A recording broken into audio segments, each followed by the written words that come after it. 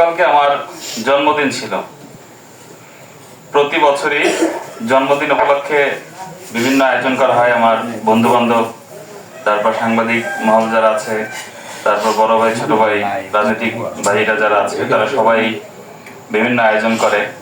কিন্তু এবছর আমরা একটু ভিন্ন দিকে গিয়েছি। এবছর আমাদের আপসীন নেত্রী, দেশ নেত্রী, গণতন্ত্রের মা, আর 3 বারের সাবেক প্রধানমন্ত্রী, তিনি অসুস্থ থাকায় তার রোগ মুক্তি কামনায় আমরা আজকে এই দোয়ার আয়োজন করেছি।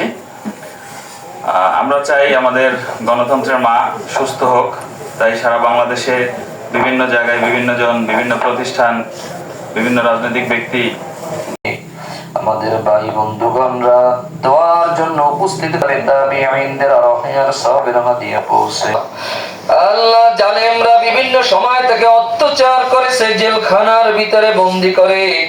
রব্বুল আলামিন কোন রোগ হয়েছে জানি না, দেশকে সুন্দর সুষ্ঠুভাবে পরিচালনা করার জন্য সুস্বাস্থ্য দান করে আপনি সকলের জন্য কবুল করে নিয়েন আল্লাহ।